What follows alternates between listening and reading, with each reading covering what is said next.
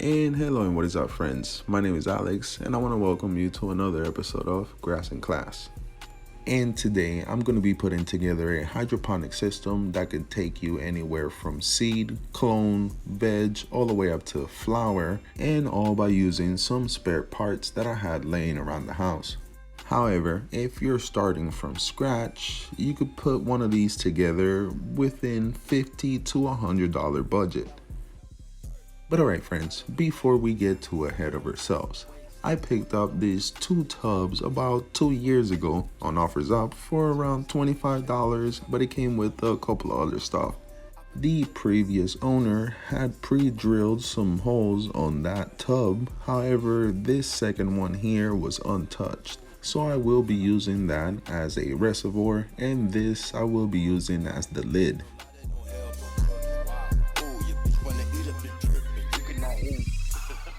And I went ahead and stenciled out the places that I have to cut out in order for the pots to sit inside of the lid.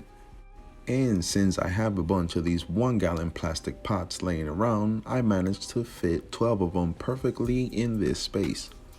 And in order to get the pots to fit in there nice and snug, I started by pre-drilling a pilot hole, and then I grabbed a saw and went ahead and did the bigger circumference.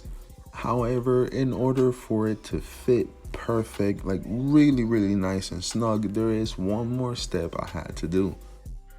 And that is using a grinder to smoothen out the rough surfaces that are going to be on the edges.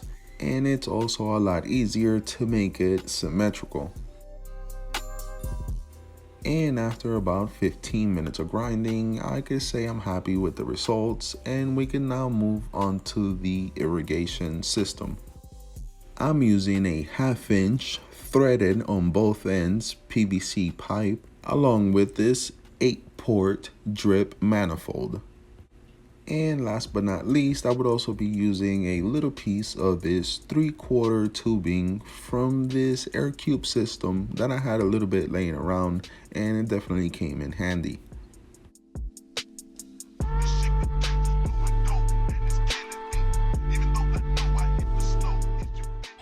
Next, I'm grabbing the PVC that's threaded on both ends, and since the last owner had previously pre-drilled these 2 holes on the lid, I am going to use one of them as the port in order to connect it to my water pump. I then connect the 8-port drip manifold and start measuring and cutting the hoses that are going to be ran through the pots.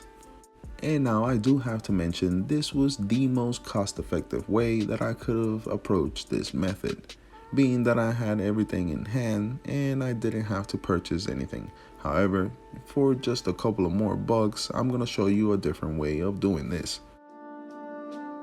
Nevertheless, I am drilling a hole big enough on the top of these plastic pots so that I could run the line exactly through the pot itself, making a loop at the furthest pot from the manifold and having another line coming back again through the pots to the manifold itself. This way they could be 2 hoses watering each side of the pots. And after connecting the water pump to the manifold, we can now make sure that we have all of the pots in place. And I went ahead and on the bottom side of the tubing that runs on the inside of the pots, I placed a couple of pin-sized holes. Now all I have to do is fill it up with water and test it, and also make adjustments to those that are not getting enough water, and you might have to make those holes a little bit larger. Now, how large should the holes be is entirely up to you, what medium you're using, and how long you're watering for. And now friends, you could ring up the check and call this system done and use it just as is. However, as I was going through Home Depot, I seen that for one of these manifolds, it was somewhere around $5 to $6. So I decided to draw an upgrade for a more reliable watering system for just an extra $21. I am still using the threaded 1/2 inch that goes to the pump from earlier. It's just going to a threaded T That was somewhere around $1. I then got 2 foot of 1/2 inch, that was like $2.50. The two 90-degree elbows were under $1 each, and the two female to male 1/2 inch adapter were somewhere around $1.25 a piece. And the 8-port drip manifold was around $6.50, definitely under $7. And this is from Home Depot, where if you use my discount code, you could get up to 50% off. Discount code FART. Nah, I'm just kidding. Please do not go to Home Depot, try to make a purchase, and apply a discount code FART on it. I'm just joking around. And after measuring everything, I had to make one more hole so that the manifolds would come through the lid, and it definitely came out perfect.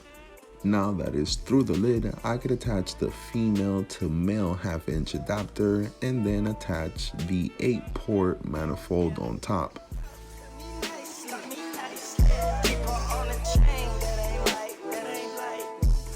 And after making a small adjustment to the tubing I had earlier, now the pump fits in there even better. Now we can move on to the next phase, adding the pots and designating individual lines to each pot. So when I step to the high road, I see CCTV and cameras. They're going hard for the riches and fortunes. From the street vendors to the bankers, boys in blue always looking for a problem. And as for the sprayer tip, I'm using the same interchangeable tips that I would use on my aeroponic cloner, like Clone King.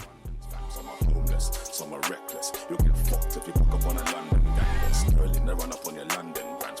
Working and mash up for your London plans. You can't argue when we start charging congestion. That's another London scam.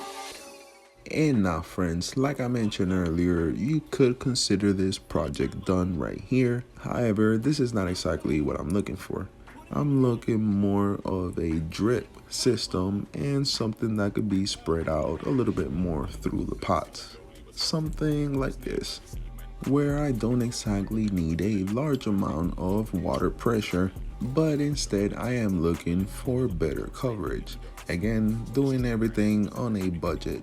Keeping in mind that there are better ways of doing this kind of system, which I could upgrade in the future.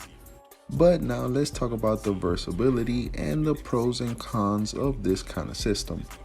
And first will be the obvious, which you could use rock wool, kind of use it as a hydroponic system, or you could use hydroton and rock wool, or you could start in rock wool then hydroton, or just start in hydroton from clone or from seed.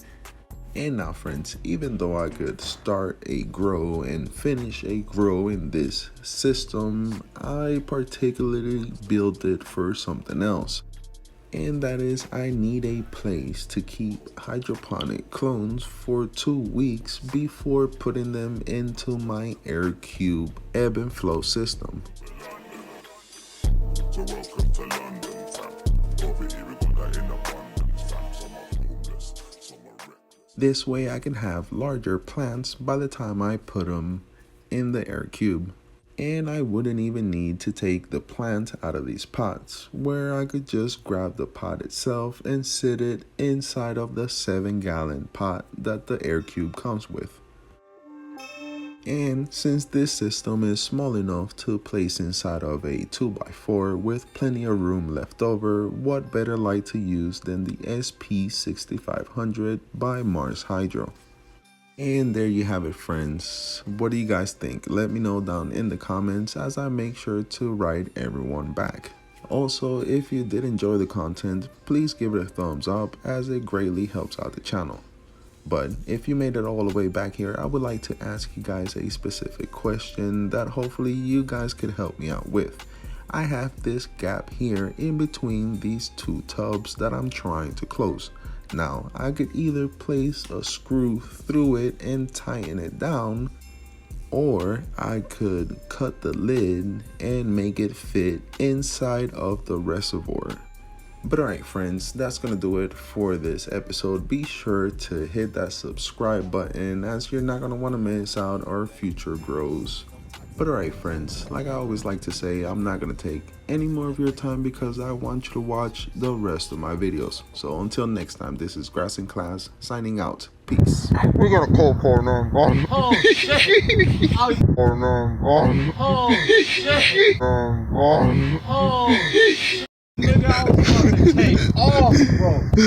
Woo! You see how I turned around, ready to get up? This nigga.